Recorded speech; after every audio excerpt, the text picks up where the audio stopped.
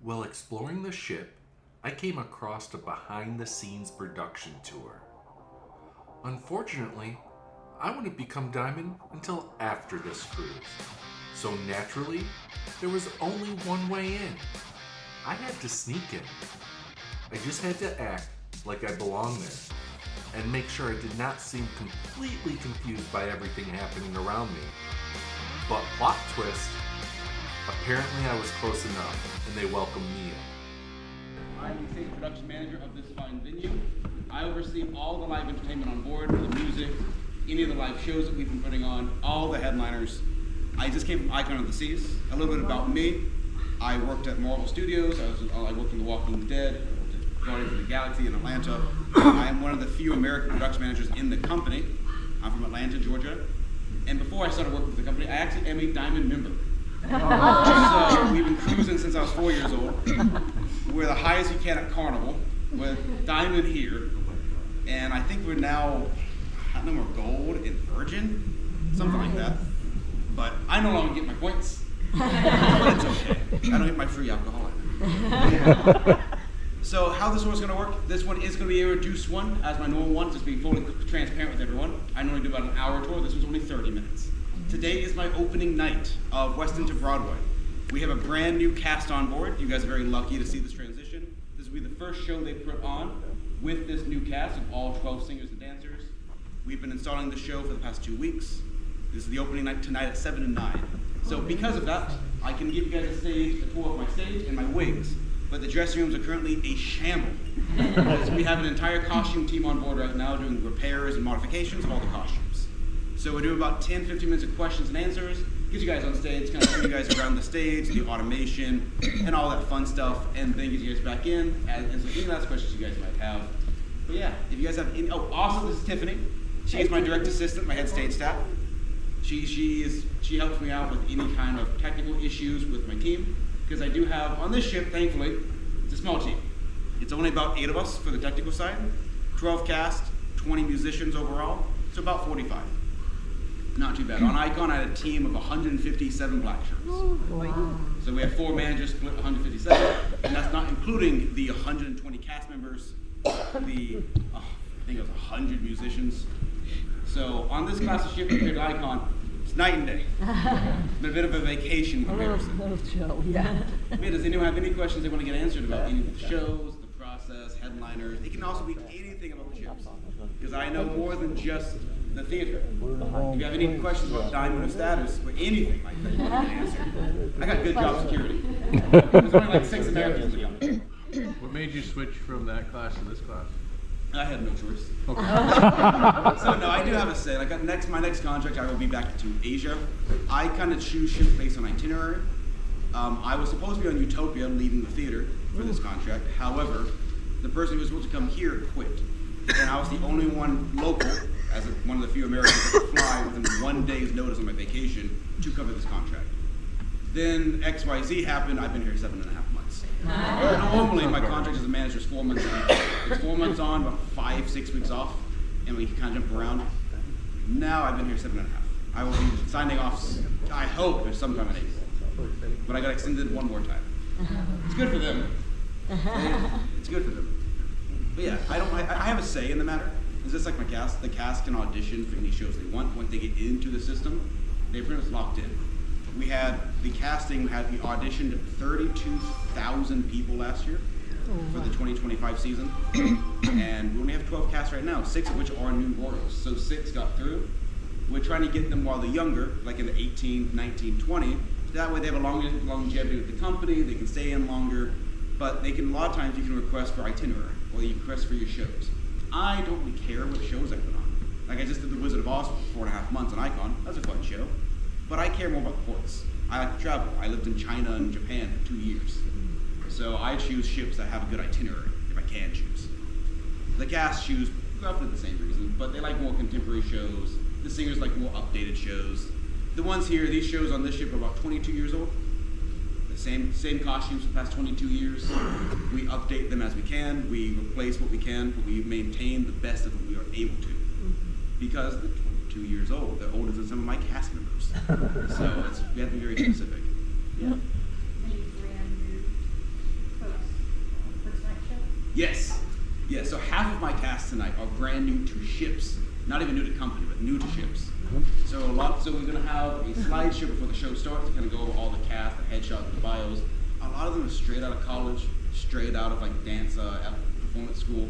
Because in Australia and the UK, where a lot of them come from, they have true art schools. So at 16 years old in the UK, you can then kind of graduate high school to go 3-4 years in a dancing school. And they've been dancing since they're 2-3 years old. Now my singers, or me and my American singers, both of them, the G1 and G2 are the two other Americans on board with me. We all went to theater college. So they're all collegially trained in musical theater. I'm trained in technical theater. So the few of us are trained in theater, but a lot of, like Tiffany's also trained in technical theater. But most of them, not me, are trained just as a standard dancer. And they go to, I'm not British. I don't know what it's called. I think Croatian school. I don't know. Something like that. Not British. Do they find it? Yes.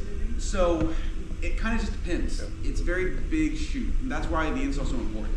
So in the studios, they signed on to the studios in July 1st.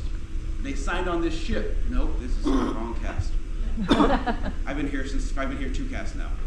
They do about 6 to 7 weeks in Miami studios. We have a studio dedicated about 11 different studio hubs that have 14 stages in them. So we have about 40 stages spread out across the Miami coastline. And we have tapings of the stage. And we will install the show, teach the show, and learn the shows in the studios.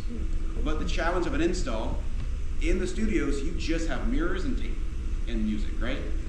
Once you get here, you get live music. So the singers is going to be very different to hear tracks compared to a live full 9-piece orchestra. Well, some sort of 15-piece orchestra, right? Then my automation, safety, the movement, the ship movement, understanding the blocking, all that stuff is very important. And then throw costumes in the mix, because you don't practice with costumes in the studios. So about a load of our install this week for this show tonight is costumes. We have each cast member has about 9 to 10 costumes, and some of the singers have a 26-second quick change. So Kira, our G1, will be on stage, run off, a panel will come in, and she comes out in a new costume. That's 24 seconds. And she's in a giant hoop ball gown, going into a tight-knit dress with gloves. All new accessories and everything. So we have my stage staff in the wings assisting with the quick changes or other cast members. What's G1, G2? So those are the featured singers. So we have track lines. So a G1 and a B1 are the main boy and girl of the tracks. Oh, girl, boy. Yeah, Okay. girl, boy, female, male, F. So nowadays we say F, but I'm so back in the day, I said back in the day, I was 28. So when I started learning theater, it was always G1, G2, like G and B, not F and M, but it's all the same. It's just the male tracks, the female tracks. So once they get on ships, it takes them a little bit of time. Now, next week, we're starting the next ship, which is City of Dreams. So if you guys have worked consecutive cruises or been on the ship before, you know we have 3 production ships, actually. We have Tango, West End, and City. So we had a 3-week install period. Last week was Tango, and we put Tango on this voyage, because we installed it last voyage. Next week, it's going to be Tango again on day 4, if anyone is consecutive, and then we have City of Dreams on day 7. And then the week after that, we'll go back to all 3 shows, because the install will be over. So once install finishes on the 14th, we'll go back to 2 production shows a voyage, so 6 shows a night with a welcome and farewell. But until then, it's kind of like all over the place, because it's just chaos in the theater. What determines how long a show's going to run? The ship life. Very rarely will we change out a ship. So when we install a ship, the show is with that ship until the ship leaves. Like if we sunset the ship. We have 2 exceptions to that rule. We have, if we lose the Broadway rights to the show, like we lost Grease. So ships that had Grease, now I think it was like Harmony, no longer has it. We have Invoice, was kind of in-house production. But if we lose the rights to a Broadway show, we do have to cancel it, remove it from the venue, and replace it with something else. Or, if you're on my ship Serenade for the World Cruise, we had the Rocky Horror Picture Show. That show is no longer on that ship. Why? I actually do not know. For 8 months, we didn't need production shows, so we removed it. And then when we got the new cast at the end of the World Cruise, we installed a new show. And it's not explicitly why, but that's normally a reason. When we do a massive change, we can then change an update. But for the most part, we will never change out a show unless we lose the reason to put the show on. Yes?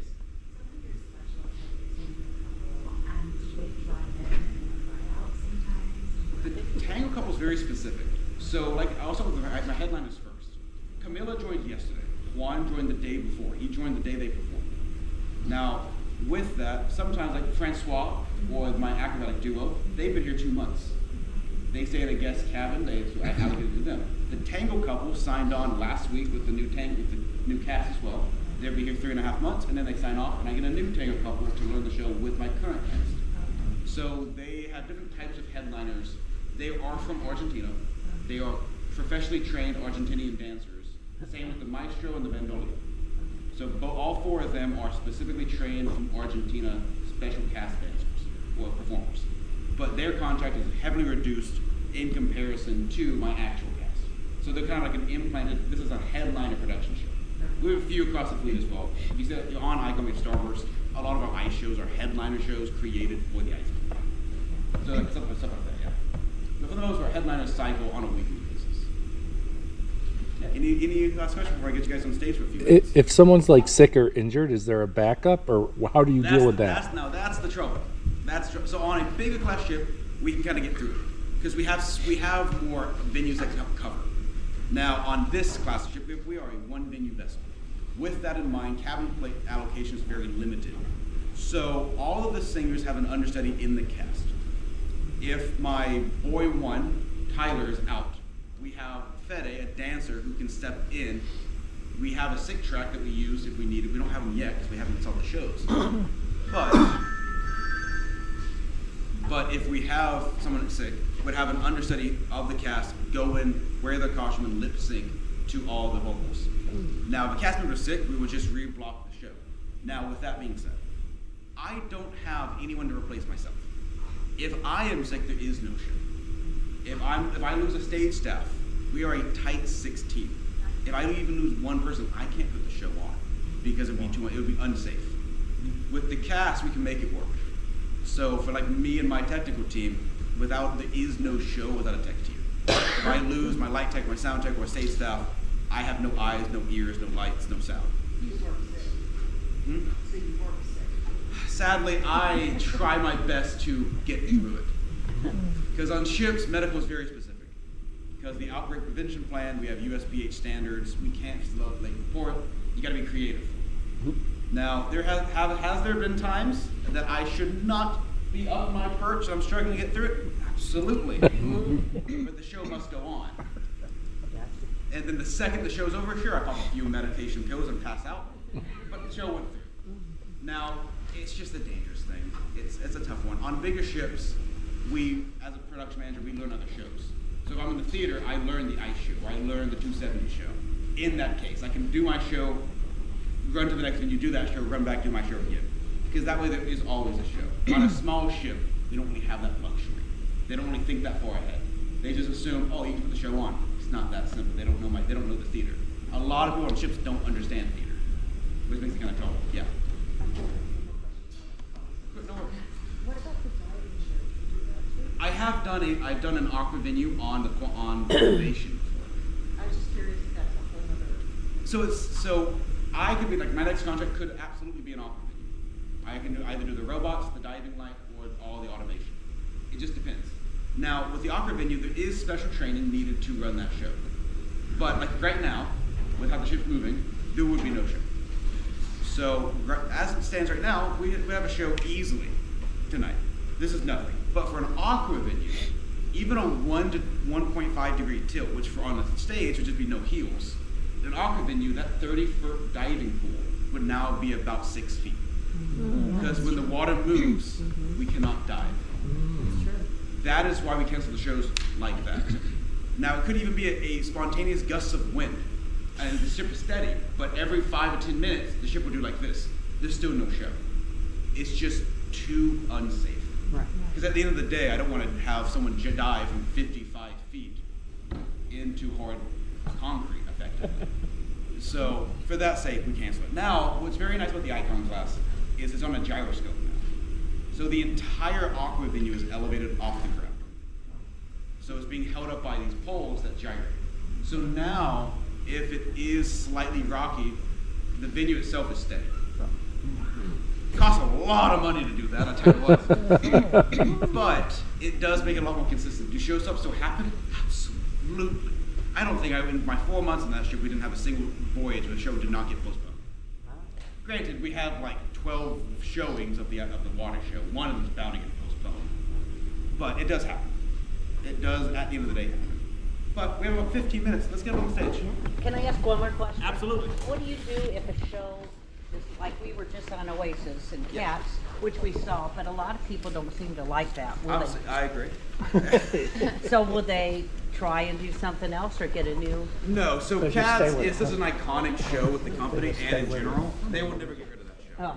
As much as I despise that show. Yeah, They we didn't did. listen It wasn't to popular. What about guest feedback about that? Not for Cats. So Cats is one of our Broadway tie-ins, or West End tie-ins. We have a contract obligation with West End to put that show on for an X period amount of time. What about other shows? In my 4 years in this company, I've never seen that be the case. I've made adjustments to my shows like blinding the audience, sounding too loud or too deafening, but for the most part, very rarely will guest medallia comments make an impact on the type of shows we perform. Now the headliners, absolutely. If the headliner bombs and no one likes it for like 2 weeks, they might not get another contract. Right. But production shows are in-house, like we have very little say in the matter. So yeah, be careful. I'm gonna keep us on stage for a little bit because it is a little rocky. Okay. So this is the most forward point of the ship. Every theater is always in the forward. Yeah. With that, the stern being so close, you can feel every bump of the wave. Yeah. So a big conflict that might have not been too bad in the house. On stage, you can immediately feel it. Oh, yeah. Because it's elevated. Huge difference. And also, that's solid ground. This is hollow. So right below us right now is my pit line. Tonight, you're gonna see throughout the show, the pit will go down and up. This is a 25-foot pit. In New York City of Dreams, the pit's deployed the entire show. So next week, if anyone is consecutive for the show next week, the pit's down the entire show. So the cast are dancing around an open hole. We have 2 safety measures for that, do not worry. We have this little line. It will glow blue.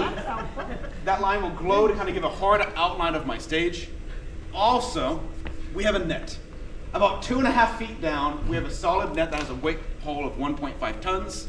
So as long as not all 12 of the cast fall in the hole at the same time, it's fine. It's better to fall 3 feet onto a metal pole holding a net up between 7 and 9 than fall 25 feet on top of my orchestra. Because in City of Dreams, the full orchestra is inside the pit. Wow. So that's one difference. It's only down for, I think, 2 or 3 sections. We got Miss Otis, we got a couple transitions. It's down for like maybe 3 minutes total throughout the show. Oh, right in the set. You can see everything's set up behind you guys. So you have Weston. Has anyone fall? Say again? Has anyone crossed the blue line and fall? Not on this contract, no ma'am. 7.5 months, not once.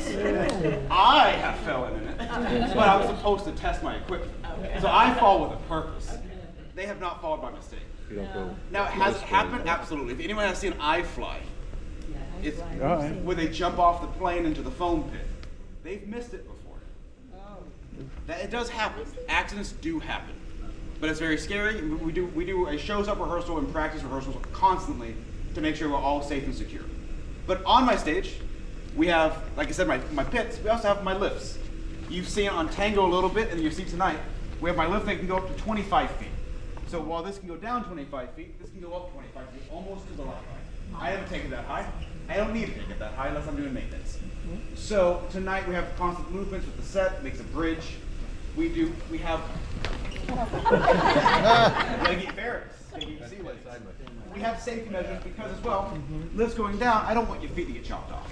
So every bit of my pit going up and my lifts going down, we have these safety rubber bumpers that if you barely tap it, it will full stop and rise up. I check those every single month with my own feet and hands. Now I don't crush them, I just smack them until it stops, but you get the idea. Now in the house, we have 2 main things. You got my light booth up top, and my sound booth in the middle, with my catwalk spotlights in the top middle section as well, that second row. In this venue, we do everything live. So Camilla last night, I know she only did 1 show, but we had a 1.5-hour rehearsal. We got the trots from her yesterday. We did the rehearsal from 4:30 to 5:45, 6 o'clock, and then we did that show at 9:30. And that's all the rehearsal time we get. Because of my install as well, my orchestra's extra tired, so apologies if they're a little bit quieter on stage, but they are excited for tonight. With that as well, we do everything live in terms of vocals. You might have heard me mention it before about sick tracks.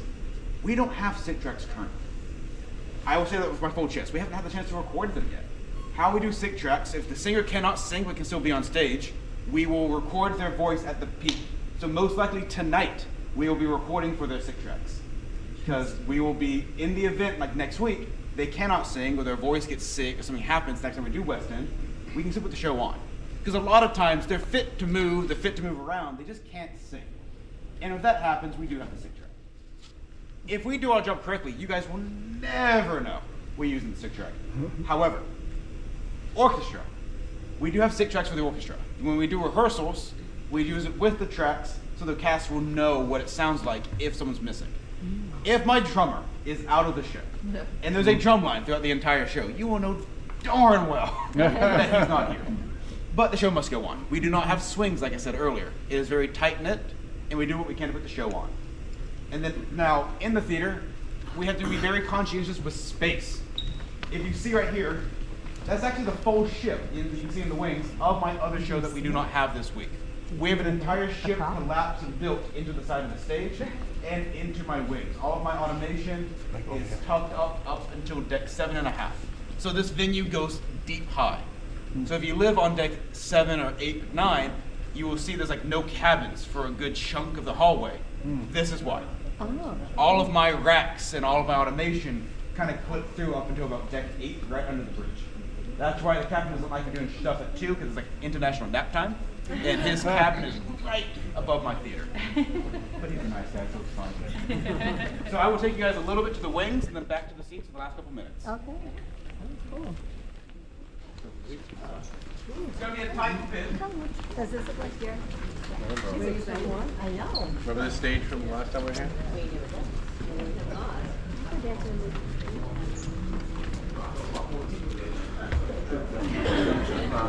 Oh, I'm used to being. Yeah, so normally I don't have this turn out. The San Juan season has this one kind of lower on the people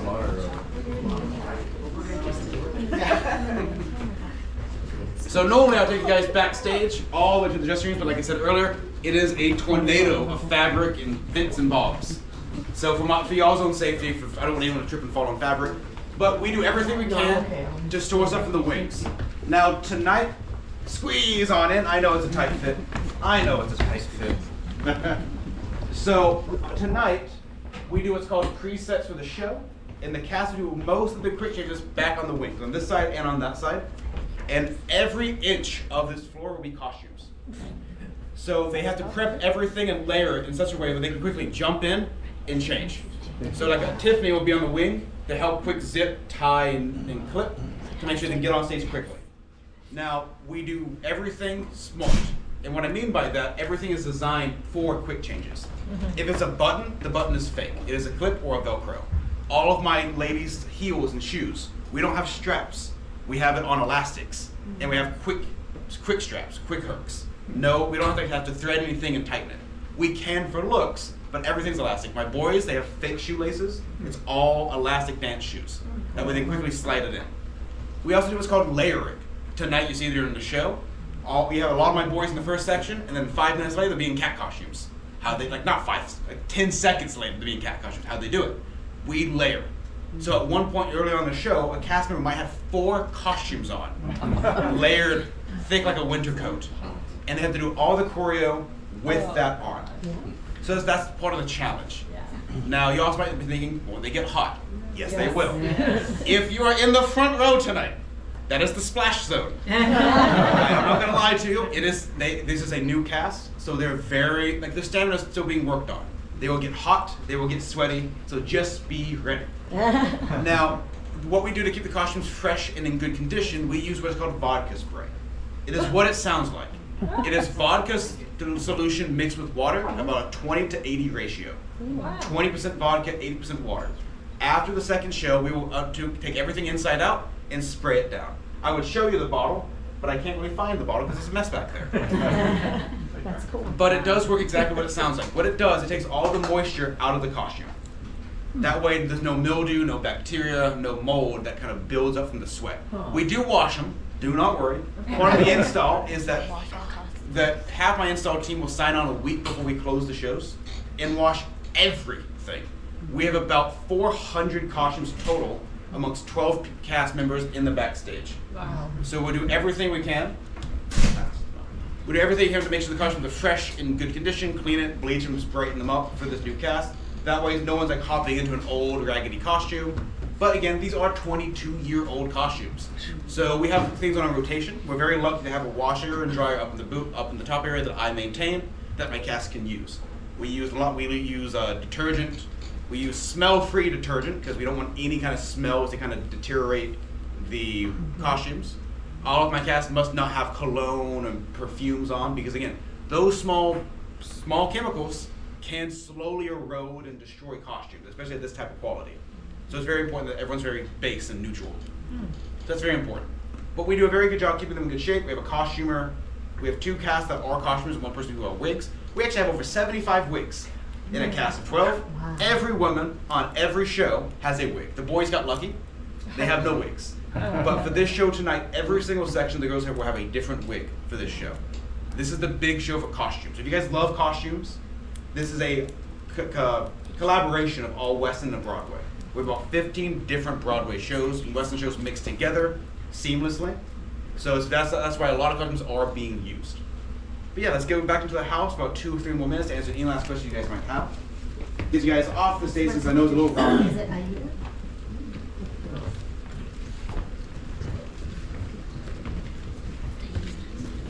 That would be so cool. We did do audition 32 half of each audition last year.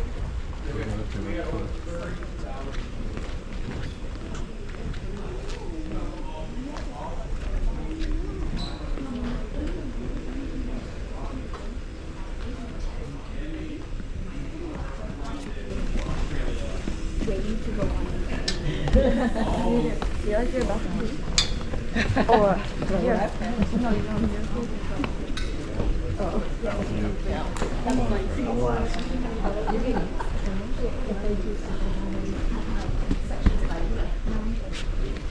You want me to ask?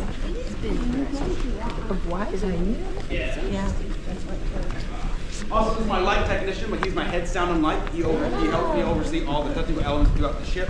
If something goes out with lighting or sound, or I need to order equipment, he'll give me the SKUs and information for me to place the order. He's like, so he's my assistant for my stage staff, he's my assistant for my technicians, and then I am the boss. Who's my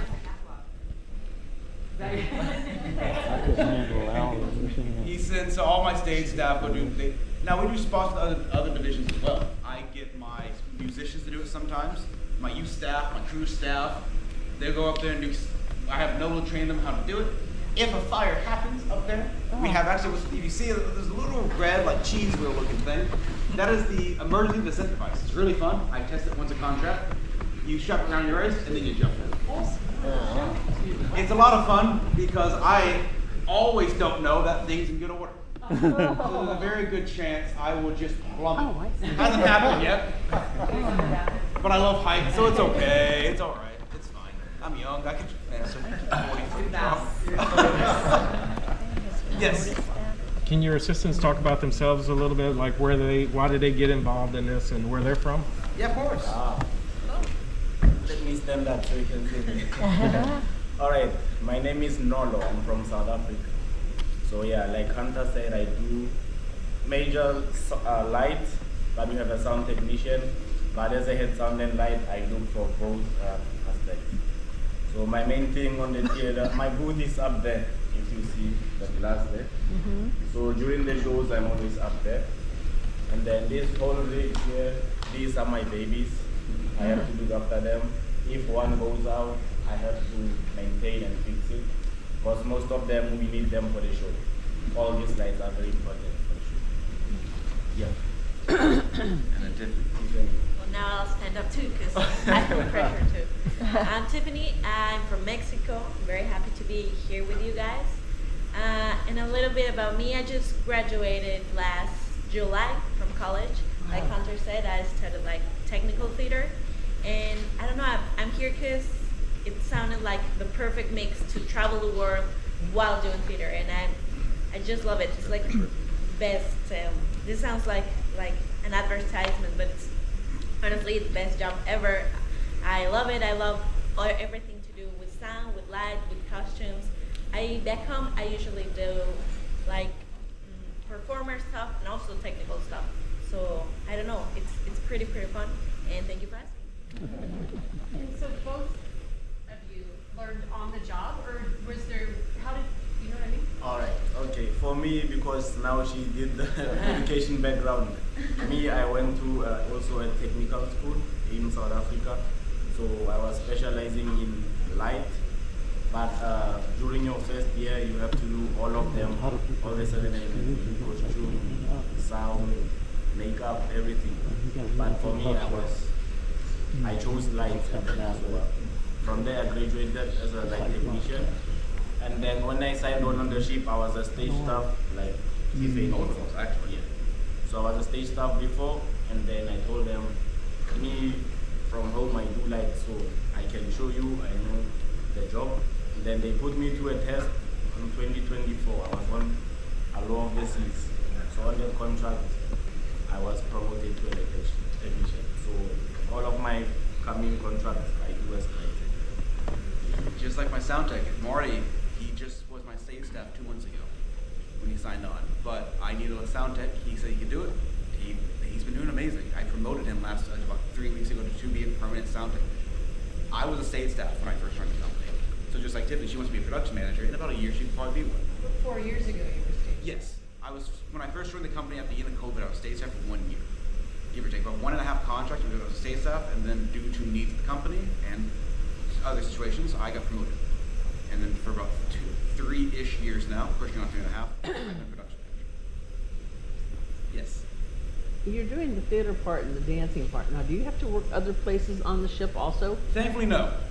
So we have other venues we help out with if we need be, but most we do on a turnaround day, we do cross-utilization. I might have my stage staff go do rock climbing wall for a little bit, or they do wheelchairs or must do 2.0, but for the most part, our job titles are in theaters, whatever venue you're allocated to, and then any kind of entertainment-based activity involving the theatrical team. So like on the big ships, like a parade, my team will use it, help set up game show, help set up big game show activities, stuff like that. Okay. But for the most part, 90% of their job is theater. Well, like 10% is like small side duties related to entertainment. So they would never be asked to be put in the galley or something like that. I don't want to see Noel Curry. But this will be the end of our tour, guys. Thank you so very much for coming. All right. We appreciate it. Exactly what I thought we were going to Please do. do not miss it. 7 p.m. and 9 p.m. tonight. All right, that's good. All right.